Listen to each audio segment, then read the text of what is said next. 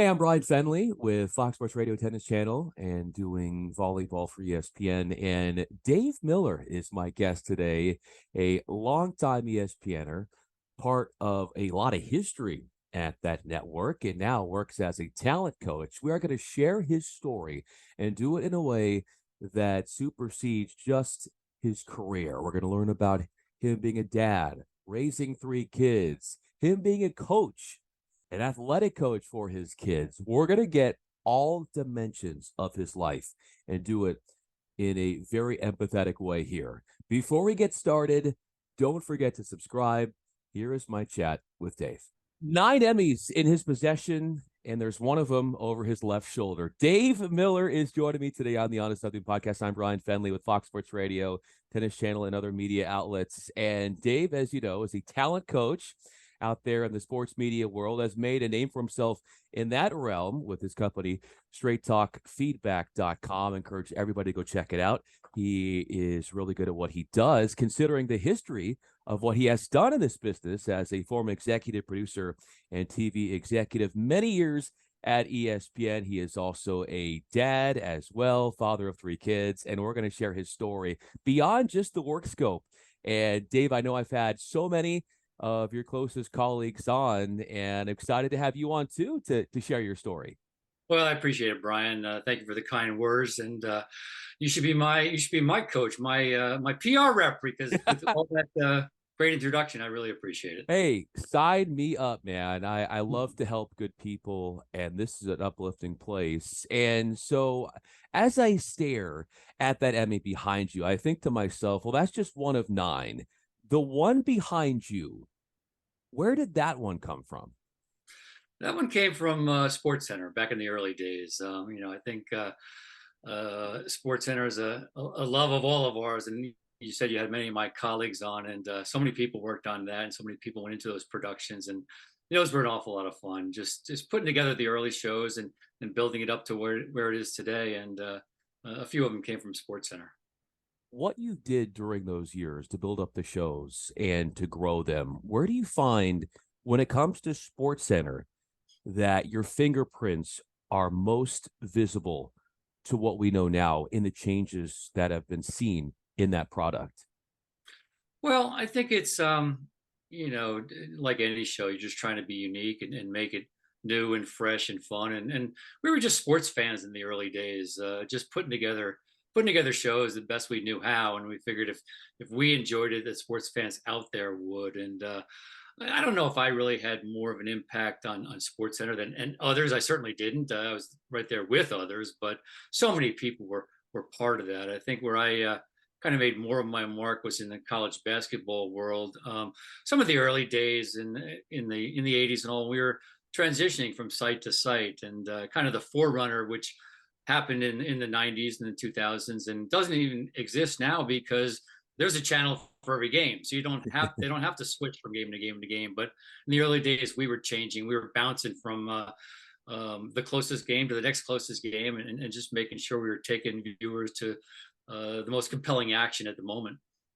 When you think about compelling action in college basketball and things that you're behind, canvassing moments in history that college basketball fans will remember forever, what are those moments that you can remember that you were a part of, your team, in some of the major milestone moments of college basketball that you at ESPN were able to canvas? Well, there were so many great moments. There were certainly trying to capture the buzzer beaters and get there in the final minute of a closing game, and capturing different buzzer beaters. Some of them, U.S. Reed hitting a half court shot is a big one. Um, Dick Vitale standing on his head because Princeton, was about to beat Georgetown, and doing all that stuff and everything, and just some great fun moments, and just being there with Bob Lee and Dick Vitale and Greg Gumbel and Mike Tirico and Jimmy V, just working with great people, and they're the ones that made it fun and made it a happening and made it exciting. And I think just trying to do that, it was fun bringing it to the people. When you think of all these people that you've worked with and you recall those stories, how big are you into nostalgia, Dave? How important is that to you? Not tremendously. I don't dwell on that too much because again, there are so many people who have done such great things and a lot better than I did that I'm not going to sit here and count, what I've done or where I've done. It's just the memories that the acquaintances you have and the friendships you build up, and those are the real things. It's just the relationships you have with people, not so much the events per se, but who you worked with and how you got through it and how you did it, and hopefully remembering successful times on the air.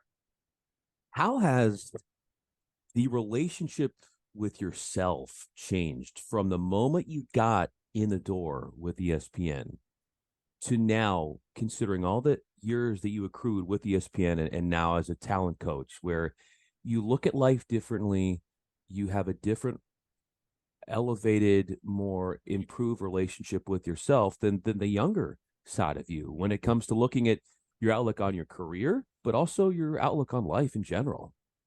Yeah, I think early on in your career, you lack that confidence, and you're trying to figure out where you're going, which direction you're in. I spent 11 years on the studio side, working on Sports Center and college basketball wraps and college football scoreboard shows and things like that, and eventually went over remote and spent the better part of 20 some years over on the remote side, the event side, and all. But I think it's a lot of it has to do with just growth and being more comfortable with your skin, able to make mistakes and not worried about it, able to take chances and all, and able to do different things and kind of develop. But learn how to deal with people and listen to people. Early on, as you're moving up, you try to be a leader and you think you have to have all the answers, and you don't really. It's so much of it is just a communal effort where everybody gets together and shares ideas, and eventually you pick the best one. But you don't have to have all the answers just because you're a producer, recording producer, or executive producer, or whatever. You can trust your gut, but trust your crew and trust your staff, and they're going to have plenty of ideas too. I think also is a lot of it is family life too. You're trying to be everything to everybody and trying to be the great one at home and the great one at work, and it's just not possible. And I think through growth and development years, you realize just do your best and make the most of it that you can, really. What does doing your best look like as the dad of three? It's just being there when they have big events and special events, whether it's on the sporting field, whether it's in a choir or a play or things like that. Now it's special moments like graduations and different milestones. I think just having to be there and knowing that you care about them. My daughter, it's funny, she gave a speech. She was a captain of her basketball team in high school, and she gave her speech and obviously thanked my wife and I. And my wife Wow. gets really more the credit than I do. But anyway, Lauren was going through her speech and was talking about thanks Dad for being at my games, and I know I was always watching games. I had to. I was watching three networks at a time at nights. And she said something about, I'm sorry about you missing one of your games right now, and when we came home afterwards, I corrected her and I said, Lauren, I do have to disagree with one thing in your speech. Your games are so much more important than any of the ones that I Oh, watch on TV that I need to for work. So, it makes you realize what's important. when you're in the stands and you're watching her and you're putting on the dad hat, what is your mindset and what's like your thought traffic as you watch her from the stands and how she conducts herself out there? I think the same goes for all my kids. My boys played baseball and lacrosse and things like that too. And all of them, I'm trying to be the coach, and I'm thinking like, oh, he could have done that, or she could have done that, or whatever.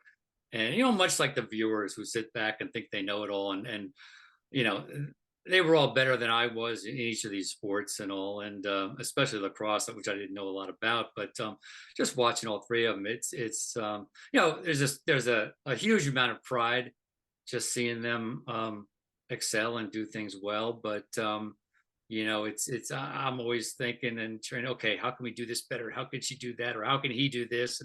And things like that. And you gotta let them just do and and be, and get better on their own. And their coaches will work with them, but I'm always offering pointers here, and probably too much so. But during the games, it's fun just to watch. You have so much pride, and it's obviously you're more nervous watching them do something than you are playing it yourself. Everybody says that, it's true, but it's fun either way. Speaking of coaches, how does your wife coach you? She keeps me in line. Kind of makes sure I don't step out of line and things like that, which I think we all have occasion to do it at times. But no, I mean, she's the most supportive person in the world. And media is a hard business, and when we were getting serious, I said, "Hey, this is what you're in for. This is a tough business," like that. And it she said, okay, I think I'm up for it. And we went for it, and it worked out, and we started long distance, and it worked out well. And but she's the most supportive person in the world, and I couldn't have done anything without her. And obviously she's the one who's really responsible for the success of our kids and our family. How does she best support you, Dave? How has she been there for you when you've needed her?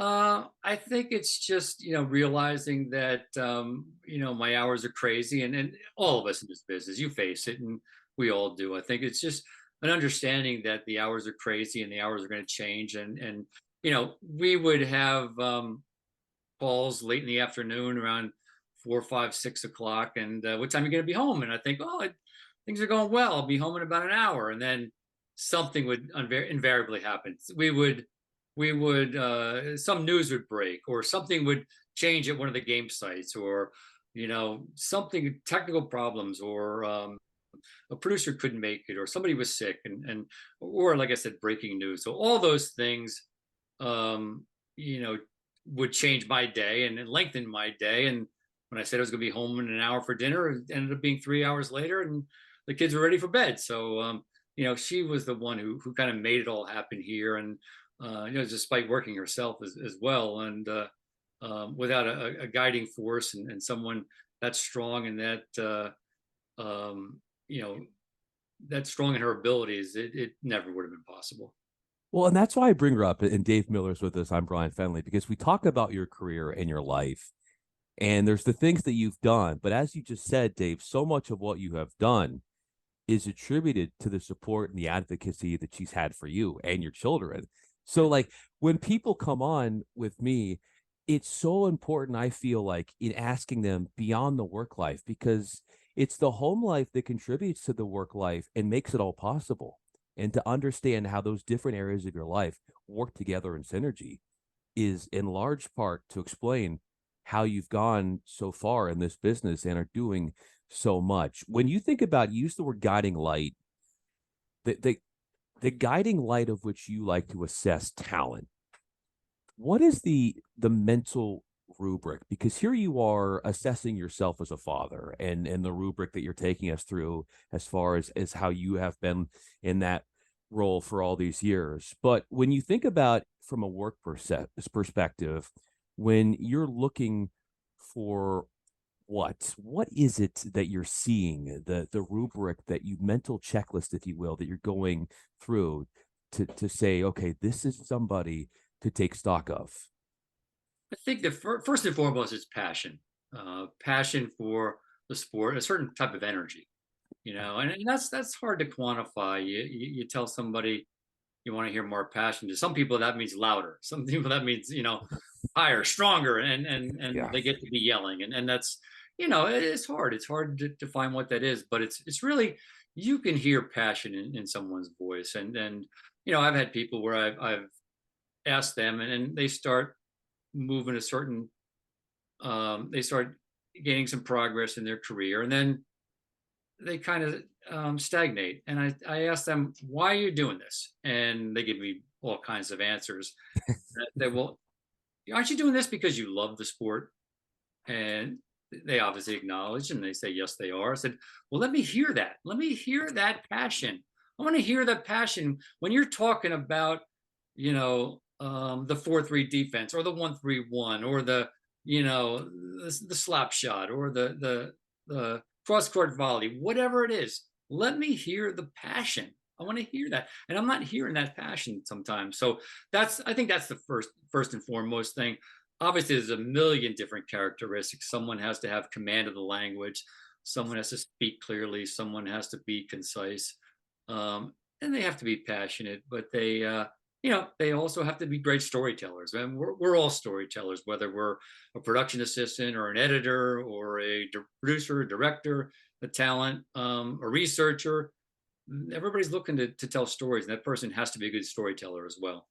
Obviously, you've had a lot of great stories with what you're working on right now. StraightTalkFeedback.com. I encourage everybody to check that out, where Dave Miller is and his team as they look at talent, they assess it, they coach, they teach, they develop, all great stuff. So encourage everybody to go check that out. But when you think about you being a great storyteller, and we go back to your college days at Ithaca and what that was like and the passion that was already starting to brew, what am I going to learn if you were to give me a sample size of what you were like in college during those formative years of your life?